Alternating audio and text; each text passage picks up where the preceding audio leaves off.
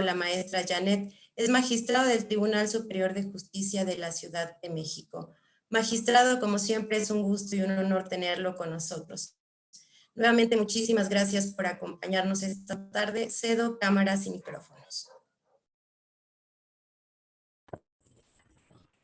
Hola, buenas tardes, Janet, Fernanda, buenas tardes, gracias por la invitación y muy buenas tardes a todas y todos, gracias por tener la oportunidad de poder platicar con ustedes. Y pues bueno, pues el día de hoy la intención de reunirnos pues es prácticamente pues platicarles un poquito de lo que va a tratar el diplomado que más adelante se va a impartir. Y particularmente es un diplomado que se organizó en la escuela que a mí me entusiasma mucho, porque parte de lo que me gusta mucho platicar con todas y todos los profesionistas que he tenido la oportunidad de intercambiar ideas al momento que estamos dando clase, pues es que una de las formas en que podemos nosotros aprender y desarrollar nuestras habilidades en materia de oralidad, más que estar repasando nuestro código, pues es a través del desarrollo de habilidades y destrezas que sobre todo podamos nosotros entender a partir de la comparación con la forma en que trabajan en otros países. Y desde esa perspectiva, pues para mí es muy importante para que nosotros podamos desarrollar ese tipo de habilidades, que en este caso se dirigen específicamente al interrogatorio, pues es el hecho de que podamos escuchar lo que hacen en otros países. Y precisamente la característica especial que tiene el curso que va a impartir ahora la Universidad USEMPER, pues es que se va a tener la oportunidad de poder platicar con un gran profesionista y amigo que es Jaime Arellano. Lamentablemente él no pudo estar con nosotros el día de hoy, pero pues la intención es que ustedes puedan conocer todo lo que se va a platicar y todo el nuevo paradigma que tiene el interrogatorio en el juicio oral, pero ustedes van a poder escuchar de él y de hecho fue lo que más le preocupó a la escuela y que nos interesó mucho, que ustedes tuvieran más tiempo para escucharlo a él, porque no siempre se tiene la oportunidad de escuchar a personas de otros países que evidentemente han tenido más tiempo para desarrollar las habilidades técnicas y destrezas del procedimiento oral. Jaime Arellano es el director ejecutivo del Centro de Justicia de las Américas de la Organización de los Estados Americanos y es una persona que se ha encargado de viajar en todo el mundo con la finalidad de poder precisamente compartir el conocimiento de los juicios orales en diversos países. Él ya les platicará después, más adelante, de estas experiencias, pero precisamente de estos recorridos, pues ha generado la posibilidad de que pudiesen desarrollarse diferentes maneras de poder compartir la técnica de interrogatorio y otras habilidades importantes. Más adelante, incluso la intención es poderles poner un pedacito de una entrevista que se le hizo a él con la finalidad de que ustedes puedan darse una idea de la manera que tiene él de platicar. Pero ahorita de momento, pues lo que me interesa mucho es poder compartir qué es lo que nosotros esperamos que ustedes puedan obtener del diplomado que se va a impartir. Primero déjenme platicarles, pues no les voy a dar ahorita detalles de la técnica de interrogatorio en particular, porque evidentemente son parte del curso, pero es muy importante que ustedes tengan una idea de qué es lo a qué es al punto que queremos llegar. La nueva dinámica del procedimiento oral no ha sido todavía entendida al 100%, y esto se debe medularmente a que todavía queremos nosotros tratar el juicio oral de la misma manera que el proceso escrito. Y esto tiene un origen precisamente en la manera como lo enseñamos. Nosotros ya no podemos enseñar de la misma manera que enseñamos el proceso escrito, el proceso oral. ¿Por qué? Pues porque el proceso escrito está sustentado medularmente, entre otras características, en una gran cantidad de reglas que nos genera precisamente la dinámica, la metodología de tener que apegarnos ante todo exactamente a lo que nos diga la norma, exactamente a lo que nos diga la regla y prácticamente a no poder hacer ciertas cosas si la ley no nos lo aprueba. Esto no quiere decir que el proceso escrito sea malo, simplemente quiere decir que es una metodología que históricamente ha funcionado con el proceso escrito. ¿Por qué se debe esto? Porque el proceso escrito, entre otras características, está diseñado para que se cumplan las reglas por las cuales está establecido, precisamente porque se trata de que el ejecutor de la norma, en este caso el juzgador, y que el operador del procedimiento, el juez y los abogados, se apeguen estrictamente a esta normatividad para poder desarrollar los valores de quien creó la norma. Por eso decimos que el proceso escrito es un procedimiento que por regla general se sustenta en reglas y que por lo tanto es de naturaleza autoritaria. Autoritaria en el sentido de que solamente podemos actuar en la medida que las reglas así lo autorizan. Y además tiene como principal característica que la metodología de trabajo del proceso escrito se sustenta medularmente en el expediente. Necesitamos que todo se haga por escrito y el lugar para que se actúe por escrito es el expediente. Si yo presento la demanda, pues se glosa el expediente. Esa demanda merece una respuesta, por lo tanto el acuerdo debe de conocerse en el expediente. La prueba no existe si no está en el expediente. La petición no existe si no está en el expediente. La metodología y la cultura del expediente obliga a que todo se haga por escrito. Y lo escrito, por su naturaleza, genera que los procedimientos sean más largos. Necesitamos un plazo para presentar la demanda, un plazo para notificarla, un plazo para responderla, un plazo para que las notificaciones surtan efectos, etc. Esto genera procedimientos más largos, pero además genera una metodología que permite que el juez delegue en otras personas su actividad. Es una inmediación, sí, pero una inmediación que permite la delegación. Por eso los jueces en el proceso escrito, pues tenemos mucha gente que nos ayude, proyectistas, secretarios de acuerdos, pasantes, etcétera.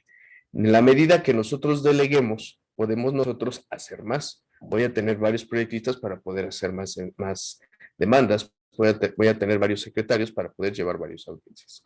Esto nos genera una dinámica en la cual el juez prácticamente al mismo tiempo podrá celebrar 3, 4 audiencias en tanto tenga a sus secretarios de acuerdos, la conciliadora, un pasante estrella, qué sé yo. Y la inmediación se cumple en la medida que estas personas están trabajando bajo la supervisión y vigilancia del propio juez. Pero esto es en una cultura del expediente escrito. Esto genera prácticas que al momento de que celebramos las audiencias, que es al punto al que quiero llegar, las audiencias se celebran y se caracterizan modularmente por ser actos en los que se desarrolla la palabra hablada, sí, pero únicamente con fines de verbalización. Es decir, si bien es cierto, las audiencias en el proceso escrito se llevan a través de la palabra hablada, no es la palabra hablada la metodología para construir el debate, las pruebas y las decisiones. Simplemente la palabra hablada es la manera en la cual nosotros vamos a expresar lo que va a plasmarse por escrito. Es decir, en términos prácticos estamos verbalizando lo que vamos a plantear por escrito. No nos interesa la comunicación. Tan es así que en la práctica, cuando llevamos las audiencias, ¿qué es lo que sucede? Pues tenemos que decirle a la secretaria o la mecanógrafa, pues que escriba rápido, incluso tenemos que decirle al testigo, a la persona que hable con calma para que se note todo lo que se está diciendo. E incluso en varios juzgados, pues hasta se tiene la práctica de que cuando están declarando los testigos, se le dicta a la secretaria lo que dijo el testigo de una manera resumida. En tanto estemos nosotros anotando todo lo que el testigo verbalizó, pues obviamente no va a haber reclamo ni queja de nadie porque se está plasmando en el acta de audiencia lo que sucedió verbalmente la misma. ¿Esto qué significa? Que a pesar de que estamos hablando, la metodología de construcción del debate, las pruebas y las decisiones, no es la oralidad, no es la comunicación oral, sino sigue siendo lo escrito, porque lo único que estamos haciendo es verbalizando aquello que se va a hacer constar por escrito. Tan es así que si no está sentado en el acta lo que pasó en la audiencia, no existe. Tan es así que no importa que no se desarrolle un proceso de comunicación entre el juez y los justiciables cuando se está celebrando la audiencia. En tanto estemos aceptando en el acta lo que esté pasando, no nos ocupa ni preocupa si se desarrolló un auténtico proceso de comunicación o de construcción de la prueba a través de la oralidad, sino simplemente nos interesa que todo quede asentado en el acta. ¿Por qué les comento esto? Precisamente porque esta metodología es lo que permite que en muchos de los casos se desarrollen interrogatorios por escrito, como por ejemplo las posiciones, que de una u otra manera tienen que plasmarse por escrito para que podamos nosotros desarrollarla conforme a sus formalidades. Pero ¿qué es lo que sucede cuando entramos en la dinámica del proceso oral? El proceso oral tiene características muy opuestas al proceso escrito. Para empezar, es un proceso que si bien tiene reglas, tiene un mínimo de reglas. ¿Por qué un mínimo de reglas? Porque se trata simplemente de establecer un estándar mínimo de seguridad, de legalidad, de debido proceso legal, para que sea el juez el que pueda desarrollar el procedimiento de forma más democrática con las partes. ¿Qué es esto de la democracia del procedimiento? El procedimiento escrito, como les dije, es autoritario, pero el procedimiento oral es muy democrático. ¿Por qué es democrático? Porque es un procedimiento que se sustenta en principios, es decir, un mínimo de valores y metodologías que tienen como fin desarrollar sustancialmente el procedimiento a través de las mejores prácticas procesales. Se trata de que sea la práctica procesal, la mejor práctica procesal, la que se desarrolla en el procedimiento para elevar la calidad de la información que se está llevando en ese juicio. En este caso, el procedimiento se vuelve democrático porque permite que el juez y las partes, en este caso los abogados postulantes del actor y el demandado, tomen decisiones democráticas con el fin de privilegiar la solución del problema sobre la formalidad, por el fin de que se resuelva el problema medularmente. El proceso oral se vuelve democrático en la medida que permite que el juez, en un plano horizontal, con los abogados, tome ciertas decisiones para que este procedimiento sea ágil. Por eso existen los acuerdos sobre hechos no controvertidos, los acuerdos probatorios, porque en él el actor y el demandado se ponen de acuerdo e incluso el juez puede proponerles estos acuerdos con la finalidad de que el juicio se acelere. El actor le propone al demandado que se tenga como no controvertido el hecho 1 y 2 de la demanda. El demandado dice que está de acuerdo y ¿qué hace el juez? Tiene por fijado el acuerdo. Esta decisión democrática se vale y se permite en el juicio oral porque hay un principio de contradicción que permite que sean los adversarios, actor y demandado, quienes tomen ciertas decisiones con el fin de ahorrarle trabajo al juez y que el juez se ocupe de lo que vale la pena ocuparse y que deje de perder el tiempo. Por eso decimos que se eleva la calidad del debate. En la medida que las partes hacen este ejercicio depuratorio del procedimiento, reducen el mínimo de hechos no controvertidos, reducen al mínimo las pruebas, solamente se quedan las necesarias, pero no por decisión del juez, sino por ellos, para que se eleve la calidad del debate, ya que es el juez el que precisamente se va a ocupar solo de esos hechos controvertidos y solo de esas pruebas que las partes consideraron necesarias. Ya no se va a meter en problemas con los hechos no controvertidos, porque son las partes quienes dijeron que no está discusión. Ya no se va a meter en detalles de las pruebas que las mismas partes eliminan por considerarlas innecesarias. Esto permite acelerar precisamente el procedimiento y darle información de calidad al juez para que el debate sea más rápido. Pero además, estos principios del juicio, oralidad, inmediación, continuidad, etcétera, permiten que democráticamente se desarrollen más prácticas con la finalidad de que los juicios y las pruebas se reciban con mejor calidad.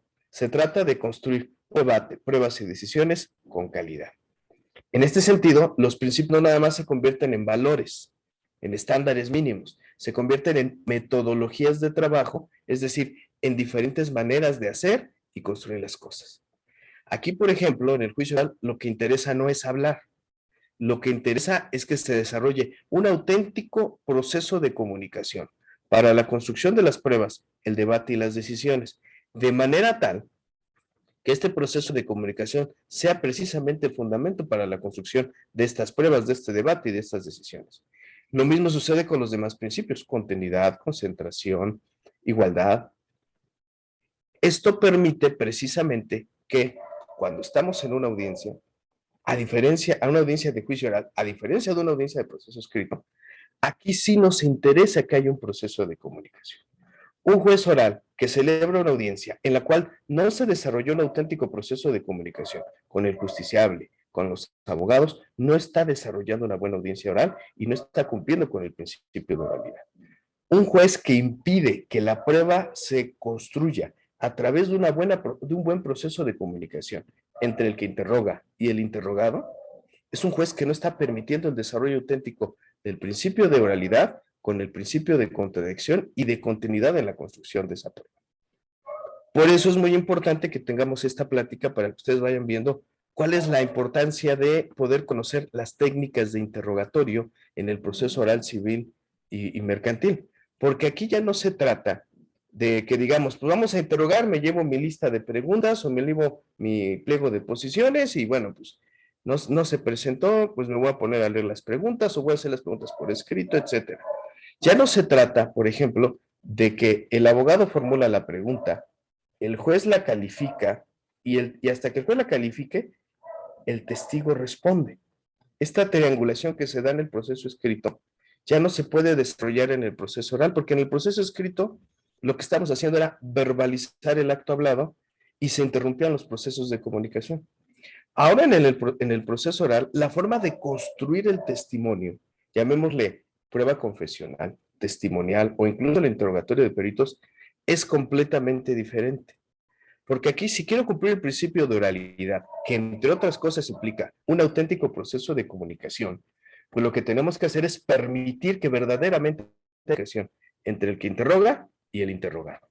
Esto significa que ya no va a poder el juez interrumpir este proceso de comunicación, esta línea recta entre emisor y receptor. Ahora el abogado directamente va a interrogar precisamente al testigo y el testigo va a tener que responder directamente a su interlocutor. El proceso de comunicación en el interrogatorio, cuando estábamos en el proceso escrito, era verdaderamente anormal, porque el abogado preguntaba, pero no le respondía al testigo. El testigo debía esperar a que sea el juez el que calificara la pregunta, y en muchos de los casos el juez era el que tenía que formular la pregunta. Al momento de que se formulaba la pregunta, al momento de que el juez sea el que formulara la pregunta, el testigo respondía, pero hasta al testigo le decimos, diríjase a mí al juez. Vean cómo se daba esta triangulación en la comunicación. Esto generaba prácticas que afectaban precisamente la calidad de la prueba porque se alargaba más, se interrumpían procesos de comunicación inmediata, se afectaba la técnica de interrogatorio del abogado porque estaba sujeto a una calificación de preguntas. A una calificación de preguntas que además, en muchos de los casos, era una calificación que se hacía a priori. ¿Por qué? Porque como la regla decía, tú no puedes hacer preguntas con estas características, pues lo que sucedía simplemente era que el juez, sin conocer la técnica de interrogar, pues lo que hacía simplemente el juez era no aprobarla porque la ley decía, no puedes hacer preguntas de esta manera. Incluso con las posiciones, no podíamos salir del sistema de posiciones para hacer el desarrollo de la prueba confesional. Ahora, con la nueva técnica de interrogatorio, en la cual está sustentada medularmente con principios, para empezar, se permite el desarrollo de mejores prácticas procesales para esta comunicación que les estoy hablando. Y ahora es el abogado el que directamente interroga al testigo y el testigo debe de responderle a quien se está dirigiendo. Es decir, estamos permitiendo un proceso de comunicación directa, el emisor y el receptor. Y este proceso de comunicación no se puede interrumpir salvo casos sumamente excepcionales, que entre ellos es el hecho de que haya una objeción de una pregunta. Si el debate está entre el actor y el demandado, y yo juez soy el que voy a resolver, pues entonces los que se deben de ocupar y preocupar por la construcción de la prueba son ustedes, y yo me debo de ocupar y preocupar por regla general por percibir la prueba. Lo que me hace tener una intervención más moderada, lo que me hace desarrollar como juez precisamente el hecho de que tenga yo más tolerancia hacia la técnica de interrogatorio del abogado.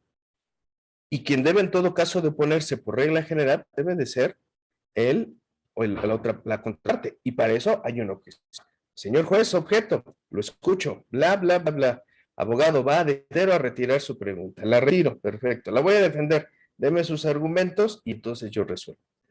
Esto permite un auténtico proceso de comunicación precisamente por el hecho de que nos está permitiendo que se desarrolle este principio de oralidad a través de una comunicación directa entre los dos. Uno. Dos, nos está permitiendo desarrollar una auténtica contradicción, que sean los adversarios quienes sean los que se opongan a lo que haga la otra parte.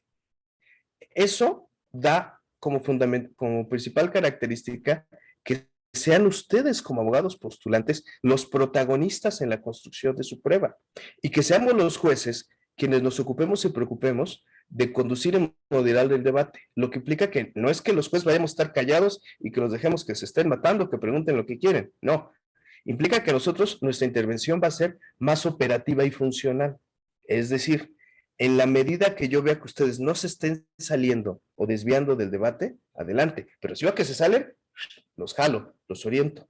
No te voy a prohibir, pero sí te voy a estar jalando. Esto implica que la intervención del juez debe ser sumamente excepcional, de manera tal que no sea el juez quien impida el desarrollo de la técnica de interrogatorio y construcción de la prueba del abogado, o no sea el juez el protagonista de ese interrogatorio. Esta nueva forma de desarrollar el interrogatorio a muchos nos hace ruido, porque por el lado de los jueces, habemos jueces que podemos ser muy celosos de decir, pues yo soy el juez, aquí no se va a preguntar algo que yo no autorice. Yo soy el juez, yo soy el que debo de controlar lo que sucede en mi audiencia. Pero también hay jueces que dicen, no, vamos a dejar que los abogados debatan. Esa es la idea. De tal manera que usted pregunte y solo que haya oposición, pues yo me voy a meter. Si no hay objeción, adelante. ¿Qué ventajas tenemos con eso? El juez no actúa a priori, permite el desarrollo de la técnica de defensa del abogado. ¿Qué otra cosa implica? El hecho de que el litigante se vea más comprometido con la forma que construye la prueba y que además la contraparte se vea más comprometido a saber en qué momento es oportuno o no oponerse u objetar alguna pregunta. Pero además hay una ventaja. Impide que el juez pueda ser el que permita o impida a otra persona desarrollar bien su técnica de defensa, pero además deja el protagonismo de parte del juzgador. Y tiene una ventaja, sea como sea, no le quita al juez su facultad para valorar la prueba. Es decir, si el abogado eligió una técnica incorrecta para construir la prueba, yo en sentencia definitiva puedo decirle, ¿qué crees? No le doy valor a tu prueba testimonial porque no la construiste adecuadamente. Y no la construiste adecuadamente porque hiciste un interrogatorio indicativo. Ahora, no quiere decir que los jueces no tengamos que intervenir. ¿Podemos intervenir? Claro que sí. Habrá casos en los cuales excepcionalmente yo pueda intervenir, incluso sin una objeción, cuando veo que verdaderamente es algo que ya está siendo completamente no operativo y no funcional en la audiencia. Un ejemplo, en alguna ocasión, en alguna audiencia, un testigo le pregunta ¿cuánto tiempo tiene que conocer usted a su presentante? Desde que nació es mi hermano.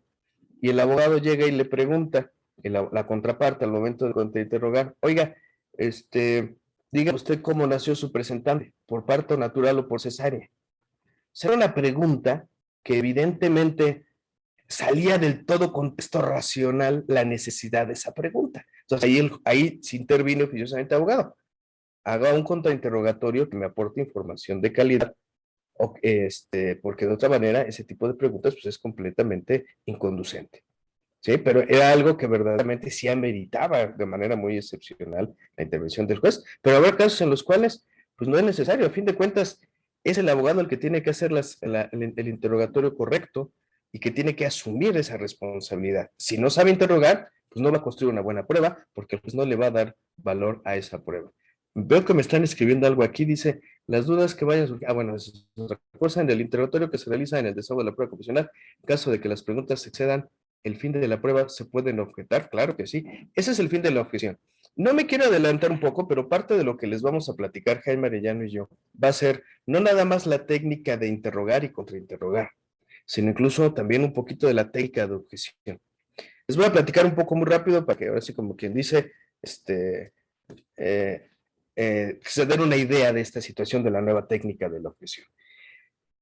A la mayoría de los abogados, desde que estamos en la universidad, siempre nos dijeron, siempre objeta a tu contraparte, objeta. Por regla general, objeta. Y tenemos esa costumbre. La mayoría de los abogados objetan. Y hay abogados que hasta se vuelven, la verdad. La primera pregunta que hace su contraparte, ¿conoce su presentante? La objeto. O sea, todavía ni siquiera, más casi quieren objetar hasta los generales. O sea, hasta caen en el extremo. Pero fíjense bien, la nueva técnica de interrogatorio te dice, por regla general, no objetes. ¿Y por qué por regla general no objetes? Porque si tú no sabes, porque si partimos de la premisa de que ahora el juez ya no va a calificar preguntas, porque la calificación interrumpe el proceso de comunicación del principio de oralidad e interrumpe el principio de contradicción que dice, tu adversario eres el que construye la prueba, pues entonces, abogado, tú asumes toda la responsabilidad de tu objeción. Y si tú no sabes objetar, puedes generar que tu contraparte perfeccione su prueba. Les voy a poner un ejemplo muy rápido. Imagínense que llega un abogado y le pregunta al testigo, oye, ¿verdad que Pedro y Pablo celebraron un contrato de compraventa? Evidentemente es una pregunta indicativa. ¿Verdad que Pedro y Pablo celebraron un contrato de compraventa? Fíjense bien, les voy a poner varios escenarios. Escenario 1, el juez. O sea, abogado, no le califico la pregunta porque es indicativa. Con el paradigma del proceso escrito, decimos, no, pues el juez está haciendo bien, ¿no? Pero con el paradigma del juicio oral, en el cual son ustedes los adversarios, los protagonistas para la construcción de su prueba, por el principio de contrario, los abogados piensan, el abogado va a pensar, el de la contraparte, oye juez, no le ayudes a mi contraparte, si se equivocó, déjalo, es su problema. Cuando tú juez decides no calificarle la pregunta y le dices además, ¿por qué es indicativa? Pues casi casi estoy diciendo, oye, fíjate, haz bien las cosas, ya lo estás asistiendo. ¿Dónde está la contradicción? Escenario 1. Escenario 2. ¿Verdad que Pedro y Pablo celebraron contrato de compraventa? Y levanta la mano el abogado. Objeto a la pregunta. Dígame, abogado, ¿la objeto por qué es indicativa? Abogado de la contraparte, algo que decir, él va a pensar, sí, cierto, es indicativa. Híjole, ya me ayudó. Señor juez, retiro la pregunta. Y viene la siguiente pregunta y ya se vio. ¿Sabe usted cuál es la relación jurídica que puede existir que existe entre el actor y el demandado, por ejemplo? Es decir, aquí esta objeción, por no ser pensada con la nueva dinámica de la contradicción, generó que el abogado perfeccionara la prueba. Pudo haber ocurrido el escenario 3. ¿Verdad que Pedro y Pablo celebraron el contrato de compraventa? Y la parte no objetó. Y deja que su contrario siga haciendo preguntas indicativas. ¿Verdad que fue un contrato celebrado el 10 de febrero de 2015? ¿Verdad que fue por un inmueble? ¿Verdad que sí? Vale, empieza a decir todo. Y el otro, sí, sí, sí, sí, sí. Ya que termina de interrogar, juez le pregunta a la contraparte, abogado, ¿va a formular el contrainterrogatorio? No, señor juez.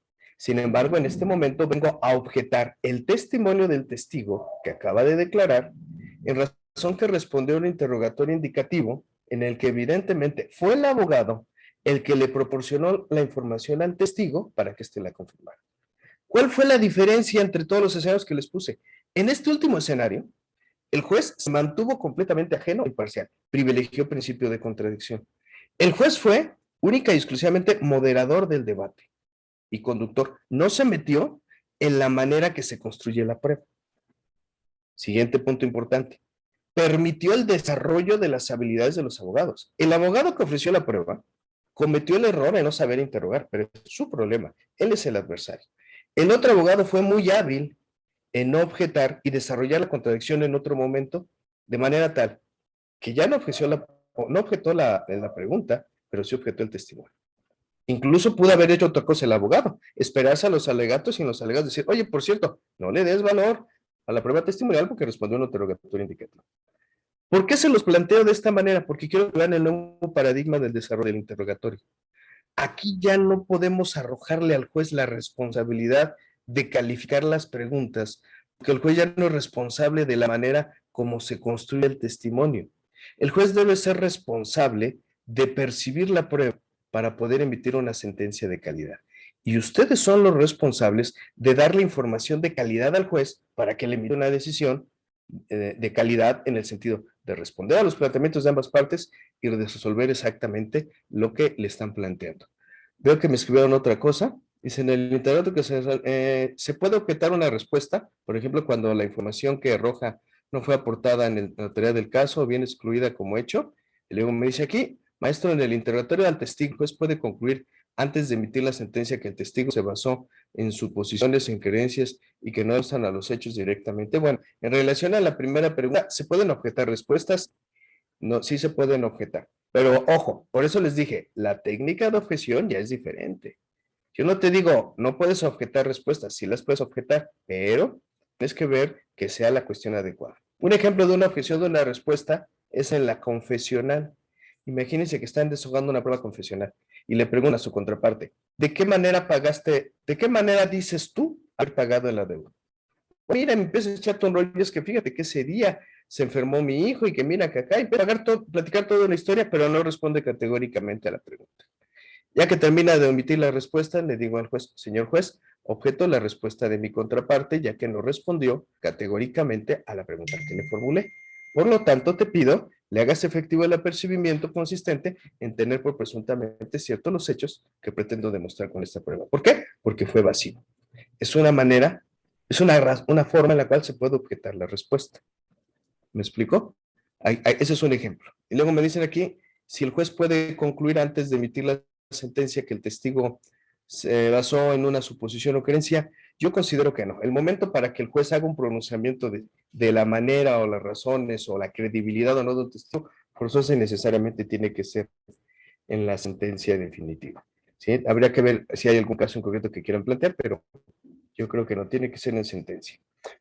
Pero fíjense bien al punto que estoy llegando ahorita con esta pequeña plática introductoria.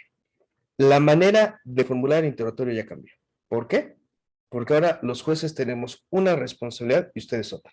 En el juicio oral, los roles del juez y las partes cambiaron. Antes los jueces éramos muy garantistas. Vamos a garantizar que el testigo responda un buen interrogatorio, califico preguntas. Vamos a garantizar que los abogados hagan esto bien, les califico preguntas. Vamos a garantizar esto, hacemos lo otro. Pero eso era propio del proceso escrito. Ahora se dividieron los roles. Ahora ustedes ocúpense y preocúpense como abogados de construir un buen debate y de buenas pruebas. Y yo, juez, me ocupo de construir una buena decisión. ¿Cómo? A través de la información de calidad que ustedes me den. Esto lo van a escuchar mucho de Jaime y de mí cuando podamos reunirnos nuevamente. Información de calidad. Su interrogatorio tiene que darle información de calidad al juez para que el juez emita una decisión de calidad. Si vamos a dar patadas de ahogado con el interrogatorio, no vamos a poder lograr un buen interrogatorio y no vamos a poder dar una buena prueba. Dicho de otra manera también, el interrogatorio es la prueba más importante del juicio oral. ¿Por qué?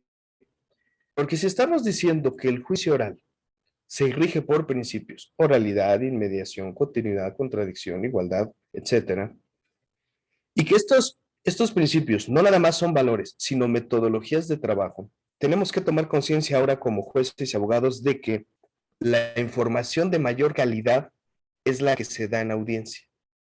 ¿Por qué? Porque en el proceso escrito yo no le daba la información al juez, se la daba al expediente, se la daba a la persona que llevaba la audiencia, porque así era la inmediación en el proceso escrito. El juez se imponía del debate y de las pruebas a través de la lectura del expediente. Aunque yo no llevara a la audiencia, la llevara a mi secretario de acuerdo sobre el mecágrafo, yo podía leer el expediente y con eso me imponía de todo. La manera de imponerse de ese debate y las pruebas era a través de la lectura. Una manera muy indirecta, porque no tenía yo de frente a la gente ni a las pruebas. Pero ¿qué sucede ahora en el juicio oral? Ahora es el juez el único que puede celebrar las audiencias. Es el juez el único que se impone de las pruebas y del debate.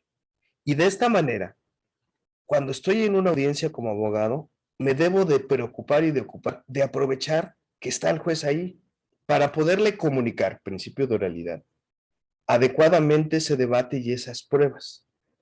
Eso implica que desde un punto de vista jurídico, epistemológicamente, la información de mayor calidad es la que construimos en audiencia. Va a tener más peso la prueba que construye en audiencia que fuera de audiencia. Por eso, la prueba de interrogatorio, en confesional, en pericial o en testimonial, se convierte en la prueba más importante del juicio oral, porque es prácticamente la prueba que se construye durante una audiencia.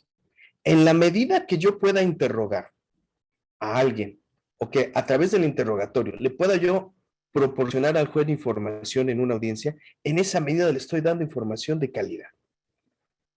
Por eso, en diversos juicios orales se desarrollan prácticas muy interesantes, aún sin disposición legal expresa. ¿Por qué? Porque es precisamente la dinámica del juicio oral que permite que estos principios se lleven a la práctica a través de mejores prácticas procesales. Y les voy a poner ejemplos muy rápidos. ¿Por qué creen que muchos juzgados orales en Ciudad de México ya están desarrollando la práctica del alegato de apertura, a pesar de que no hay artículo expreso que lo autorice? Porque ahora ya hay una necesidad del abogado de que cuando tiene al juez le quiere comunicar precisamente el debate. Ya se lo dije en la demanda y en la contestación, la etapa postulatoria escrita, sí, pero yo no sé si el juez la leyó, a lo mejor dijo a la secretaria que lo leyera y se lo platicara, o a lo mejor si lo entendió. Y ahorita que lo tengo en audiencia, quiero yo decirle lo que quise decir en escrito. Pues ¿qué hacemos? En la audiencia de juicio, antes del desahogo de pruebas, oigan, uno de ustedes quiere iniciar un alegato de apertura? Y algunos jueces ya lo están permitiendo, hay otros que no, pero por eso son las prácticas, porque lo que tratamos es que los jueces empecemos a desarrollarlas y que ustedes como litigantes empiecen también a desarrollarlas y a pedirlas. ¿Cuál es la ventaja? Tengo al juez de frente, pues voy a aprovechar que tengo al juez para comunicarme con él y decirle qué es lo que quiero, con base a qué hechos lo quiero, y con qué pruebas se lo quiero demostrar. La teoría del caso. Esto ha permitido también prácticas procesales como, por ejemplo, la declaración de hechos propios, que solamente la tiene regulada en forma expresa el juicio oral familiar. Pero hay países donde se está permitiendo precisamente la declaración de hechos propios en ciertos debates. ¿Sabes qué, juez? Ofrezco como prueba mi propia declaración, que mi abogado me interrogue en tu presencia para que veas que soy digno de credibilidad y de confianza y que de frente te voy a decir lo que sucedió. Esto genera en el juez epistemológicamente un mayor grado de credibilidad. No es lo mismo que cita a la contraparte que lo obligue a que declare en tu presencia, a que yo no tengo nada que perder, no tengo nada que no tengo temor, porque hablo con la verdad, y yo me someto directa y voluntariamente al interrogatorio. Entonces son algunos ejemplos que no nada más se refieren al interrogatorio, pero que la intención de platicárselos es que ustedes se den cuenta de que verdaderamente el juicio oral nos está permitiendo mayores herramientas para que los juicios se desarrollen con mayor calidad y se dé información de calidad a los jueces para emitir un mejor procedimiento y una buena sentencia. Pero para que se pueda desarrollar esto, pues necesitamos que todos estemos en la misma secuencia. Es decir, no nada más que los jueces conozcan la técnica de interrogatorio, sino también los abogados. De nada sirve un buen juez oral si no tenemos un buen litigante oral. De nada sirve un buen litigante oral si no tenemos un buen juez oral. Porque también los jueces podemos convertirnos en un obstáculo para el litigante si el juez no conoce la técnica de interrogatorio. Imagínense un juez que no sepa lo que es una pregunta introductoria. Está el interrogatorio y de repente llega el abogado y le pregunta a la testigo, ¿a qué hora sales al PAN? Abogado, esa pregunta no se la puedo permitir porque no es materia del debate. Señor juez, le pido su tolerancia porque es una pregunta introductoria. No, eso no se puede. La ley dice que solo son preguntas relacionadas con el debate. Híjole, ya me cortó la posibilidad del juez de hacer una pregunta introductoria. Yo quería preguntar, ¿a qué hora sales al PAN? A las 10 de la noche. ¿Dónde compras el pan? En Puebla. ¿Cada cuándo comes pan? Todos los días, no lo perdono. ¿A qué horas vio los hechos? A las 10 de la noche. ¿Dónde los vio? En la alcaldía de Cuauhtémoc. Ah, mira, esa pregunta introductoria llevó a una pregunta ancla que generó contradicción. Pero como el juez estaba cerrado a la nueva técnica de interrogatorio, a priori decidió no aprobarla. Si el juez hubiera actuado a posteriori, hubiera permitido que el abogado desarrollara su técnica y ya después de a posteriori, el juez ya poderse dar una idea de ya podía el juez darse una idea de cuál era la técnica que utilizaba. Déjenme ver aquí otra pregunta. Dice, en caso de que fuera la luz se pregunta a lo mejor por ver y buscar la verdad de objetar estas, pues considero que está construyendo su teoría del caso. Hiciste una pregunta bien interesante, ahorita la contesto. Magistrado, buenas tardes, gracias por su disertación. Mi pregunta en el proceso oral constituye una prueba reina. Híjole, yo considero que en el juicio oral no hay pruebas reina. En el juicio oral, más bien aquí son ustedes los que deben de desarrollar la construcción y la calidad de las pruebas. El paradigma en el juicio oral en cuanto a las pruebas es prácticamente permitir que ustedes desarrollen esas habilidades para poder construir una mejor prueba. Dice, los jueces no hacen eso, se deben limitar a aplicarlo. No es que los jueces estén haciendo el derecho, es que estamos nosotros ya desarrollando prácticamente, a través de un juicio que se rige por principios, estamos desarrollando mejores prácticas procesales. Que eso es propio y natural de un juicio oral. El problema es que no estamos acostumbrados a las prácticas procesales. Estamos acostumbrados a que las leyes nos digan al pie de la letra todo lo que podemos y no podemos hacer. No es que esté mal. Lo que estamos es cambiando el paradigma. ¿Va a haber siguiendo reglas? Sí, pero son mínimas. ¿Para qué? Para que se desarrollen las mejores prácticas y se pueda privilegiar de esta manera una mejor solución del problema. ¿Las prácticas generan riesgos? Sí, sí, eso es cierto, pero por eso hay que desarrollarlas. ¿Cuál es el riesgo? De que a lo mejor tengo 44 jueces y van a desarrollar 44 prácticas diferentes. Ah, pero para eso ahorita ya se está trabajando en nuestro país en desarrollar el principio de igualdad de otra forma. ¿Cómo es? Hay que generalizar la universalización del principio de igualdad. ¿Cómo? A través de los precedentes.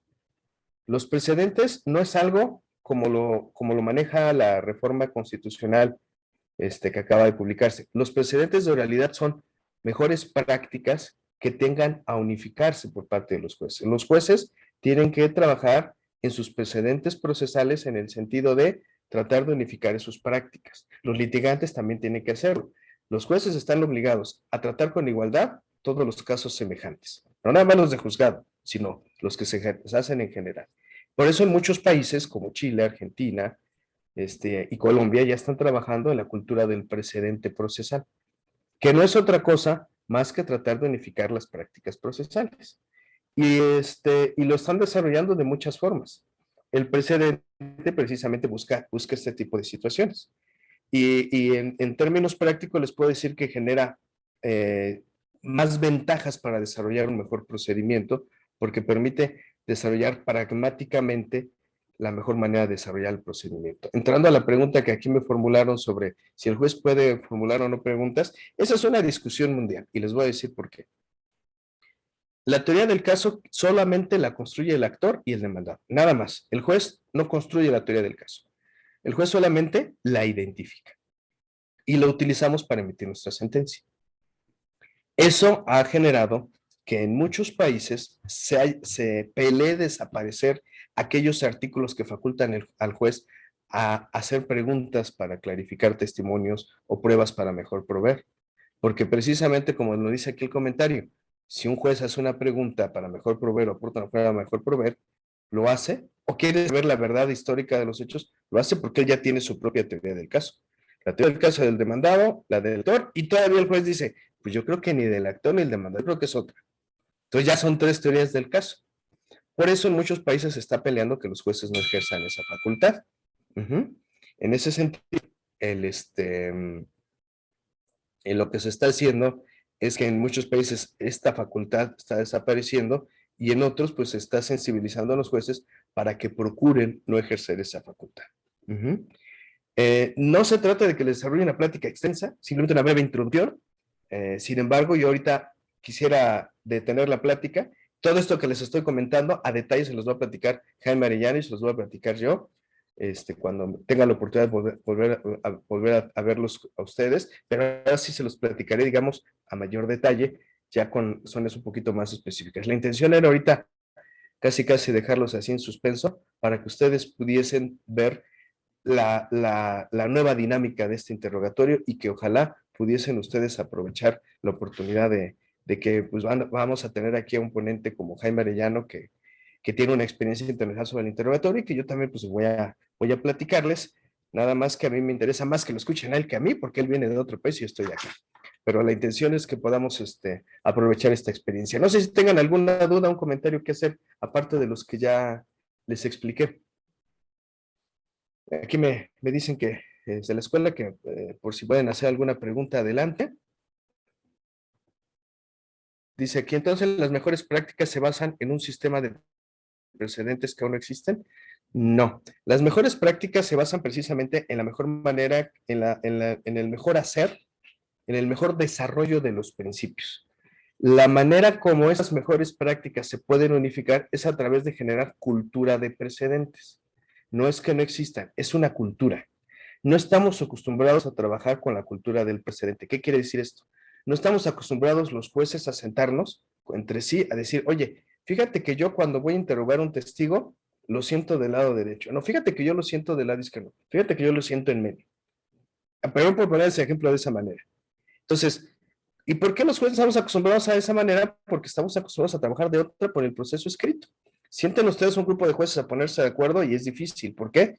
Porque ante todo los jueces somos celosos de nuestra autonomía y libertad jurisdiccional. Ese es un detalle, y no es malo, simplemente es cultura. Ahora, cuando los jueces se sientan a unificar precisamente prácticas procesales, no se está invadiendo su autonomía y libertad jurisdiccional, porque no se les está diciendo cómo resolver un asunto, el fondo de un asunto. Se está diciendo cómo unificar la práctica. Oye, ¿por qué no mejor todos los sentamos de este lado? ¿Por qué? Porque pues para que se vea que vamos en el mismo caminito. Eso le genera confianza al litigante, porque el litigante tiene que estar de divino. O lo siento enfrente, al lado, a la derecha o a la izquierda, por así decirlo. Entonces, la cultura del precedente se trabaja desde el momento que los jueces tratan de unificar su estilo de trabajo. En el litigante también hay una cultura del precedente, porque cada litigante tiene su estilo para muchas cosas. Cuando se busca que el litigante unifique su práctica de trabajo, se genera también una mejor práctica para la impartición de justicia. Recuerden que ya la ONU estableció en algunos instrumentos el hecho de que tanto los abogados como los jueces somos operadores del derecho humano de acceso a la justicia y a la tutela jurisdiccional efectiva. Ya somos responsables nosotros al parejo de cómo se imparta la justicia. Entonces, tenemos la obligación de buscar trabajar con esa cultura del precedente. Dice, sobre la unificación de la práctica del precedente, los tribunales colegiados de circuito también tendrán que observarlos, o sería un tribunal colegiado de circuito corte los que tendrán que elaborar precedentes. Lo que pasa es que la reforma constitucional ya está buscando ir más allá de la jurisprudencia y a trabajar con el precedente, desde un enfoque de carácter distinto. Los precedentes que está desarrollando la Corte se refieren tanto a aspectos procesales como sustantivos. Los precedentes que yo les estoy hablando, la cultura del precedente, estoy hablando de la mejor práctica en el desarrollo del juicio oral, en este aspecto estricto. Para darles una idea, cuando hablamos de precedentes desde el punto de vista de la reforma constitucional, estamos hablando de criterios que son vinculatorios incluso para las autoridades jurisdiccionales. Cuando hablamos de precedentes procesales, desde la óptica de la oralidad, estamos hablando de prácticas que se resuelven en forma horizontal, incluso no en forma impositiva, sino en forma orientadora. Los jueces se ponen de acuerdo para tratar de unificar sus prácticas procesales. No se imponen, tratamos de unificarlas y eso le genera seguridad al litigante, porque ya no tiene que conocer los 44 criterios diferentes de los 44 jueces orales. Los litigantes se ponen de acuerdo para unificar sus prácticas procesales, porque eso también le da cierta tranquilidad a los jueces, porque no tienen que estar prácticamente adaptándose a los diferentes estilos de los diferentes abogados. Eso es la cultura del precedente al que me refiero, que es algo que se está desarrollando en todos los países que están incursionando en la oralidad. Esa es la cultura del precedente a la que quiero yo llegar. Quiero que ustedes, quiero transmitirles el hecho de que los principios del juicio oral no son formales, son sustanciales, es decir, hay que llevarlos a la práctica. Y para llevarlos a la práctica necesitamos unificar esas prácticas procesales que nos hacen desarrollar el principio de oralidad, inmediación, continuidad, igualdad, etcétera. Que esa es la dinámica a la que nos está llevando ahora la oralidad. No sé si tengan ustedes algún comentario o alguna pregunta que formular.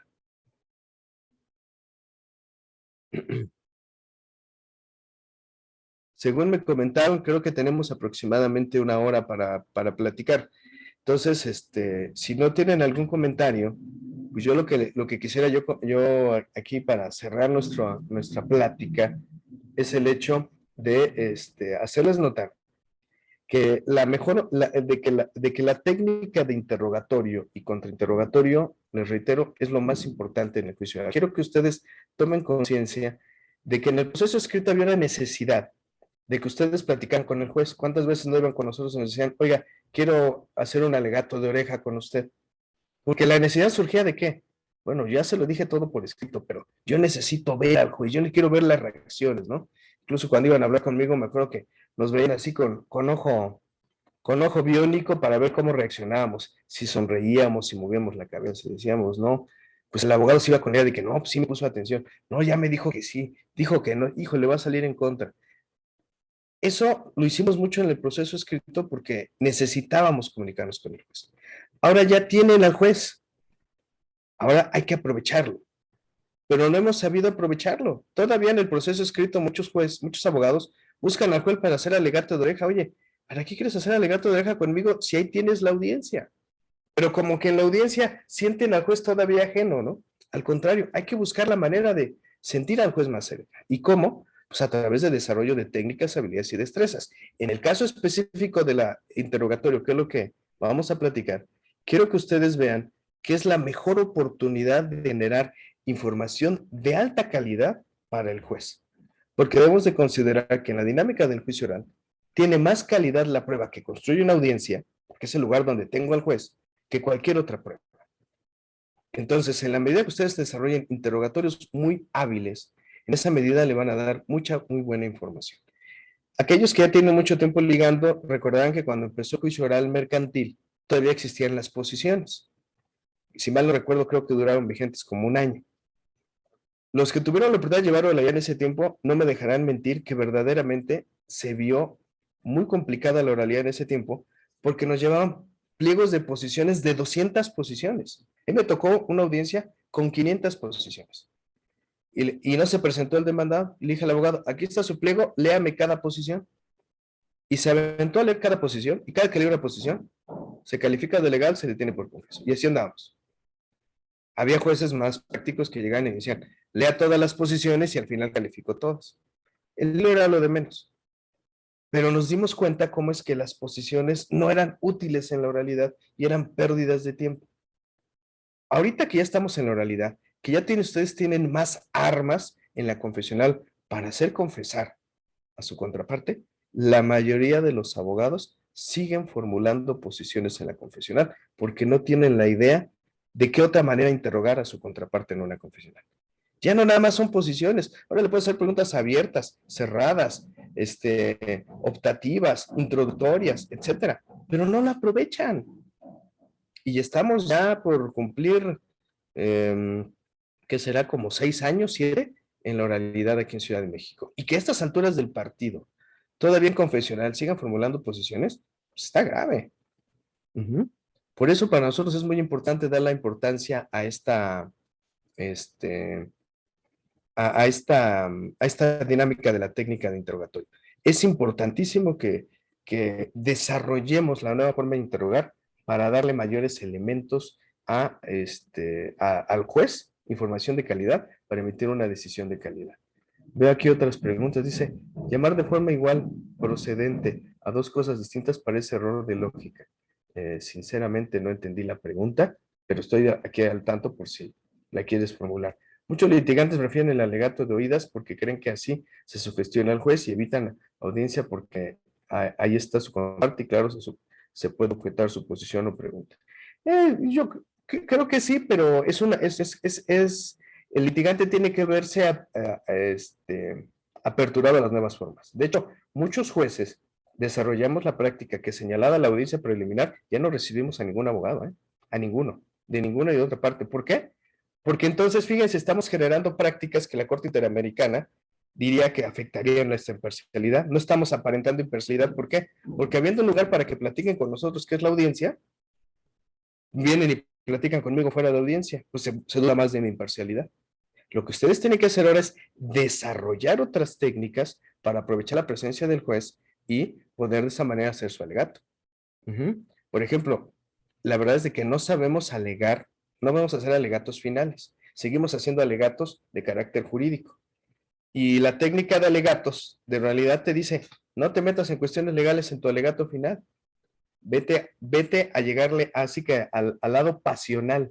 Dicen algunos libros de alegatos que deben abarcar el aspecto es el momento para convencer al juez, no para probarle. El momento para probarle era la audiencia de juicio. En el momento de alegatos, convéncelo. Y no lo vas a convencer con lo jurídico. ¿Por qué? Porque él ya ve derecho. Busca otra manera. Por eso es que vemos desarrollo de alegatos muy diferentes. Pero lo que pasa es que no estamos dispuestos a cambiar esa manera. Dice, buenas noches, mi maestro. Si el juicio se llama rebeldía, ¿se debe presentar el interrogatorio de la confesional por escrito para los casos que no se presenta demanda de audiencia? No, porque ya no hay interrogatorios escritos, ya no hay posiciones. Acuérdense que si yo no me presento a mi confesional, lo que va a hacer mi contraparte es solicitar que me tengan por presuntamente ciertos todos los hechos que se pretenden demostrar con la prueba. Ya nada tiene que ver los interrogatorios, ni en materia civil, ni en materia mercantil. Entonces, aquí lo importante es que ya dejamos ese tipo de situaciones para hacer un procedimiento más ágil. Quiero cerrar con, con un pequeño detalle para efecto de que quede claro esto que les estoy comentando de la calidad de información. En el proceso escrito nos ocupamos mucho de la cantidad porque lo escrito pues, era nuestra metodología. Es por escrito, pues dile todo lo que puedas por escrito. Y se valía pegarle del rincón del vago, de Wikipedia, la sentencia de la Corte Interamericana y venían nuestras demandas ladrillo. Pero ahora piensen en esto. Ahora en una audiencia tienen que mantener entretenido al juez y darle información de calidad sobre las pruebas, el debate, para que él tome una mejor decisión. Tienen que mantenerlo entretenido, con calidad de información. Si ustedes piensan que van a desarrollar audiencia de la misma manera que en el proceso escrito, Pues se equivocan porque van a cansar al juez y van a hacer que el juez ya no esté atento a la cuestión de calidad de su debate. Imagínense que les toca la audiencia de la 1 o 2 de la tarde y el juez ya llevó 3, 4 audiencias anteriores. Pues lo van a cansar. Ahorita lo importante es la calidad, no la cantidad. Y la calidad la van a obtener con una buena técnica.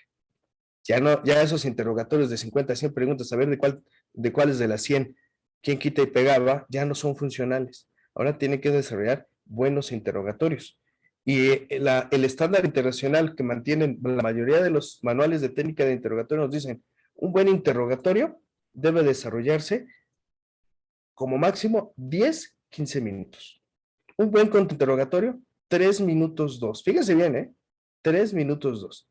Y por lo regular el contrainterrogatorio se va más lejos, porque el abogado pregunta a la ver quién quita y pega, a la ver qué pasa. Y la técnica de interrogatorio te exige cosas muy, muy, muy diferentes, que no se las voy a mencionar ahorita porque va a ser parte de nuestra plática. No sé si tengan algún otro comentario o alguna cuestión que plantear. Yo espero por lo menos haberles dejado alguna pequeña una pequeña probadita, por así decirlo, de lo que van a ver en el curso que se va a platicar. Y sobre todo a mí me entusiasma, les digo que van a poder escuchar a una persona con mucha experiencia en esto del interrogatorio para que ustedes vean, como siempre les digo, que lo que luego platicamos no es invento, ¿no? Es cosas que manejan en otros países, pero que aquí todavía estamos un poquito renuentes a hacerlo, a pesar de que nuestras disposiciones prácticamente son muy semejantes en varios de estos países, pero la desventaja que tenemos es que todavía nos está costando romper el paradigma de la interpretación de las mismas. Si no tienen alguna pregunta, estoy para servirles. No sé si por ahí esté ya Fernanda, pero si ya no hay alguna pregunta, aquí estoy al tanto. Muchísimas gracias, magistrado. Abogados, espero haya sido de su agrado, sin duda, y como siempre, es un honor y un agasajo escucharlo del magistrado Eliseo. Esperamos haber incentivado a que se unan con nosotros al curso de interrogatorio. Les recuerdo que aún tenemos porcentajes de descuento. De verdad va a ser una experiencia maravillosa con un juez también de talla internacional. Si nadie tiene más preguntas, pues agradezco nuevamente su participación y bueno, por parte de Universidad Jules Semper también sería todo. Muchísimas gracias por acompañarnos y que pasen una excelente noche. Gracias, buenas noches a todas y a todos. Muchas gracias. Gracias, cuídense.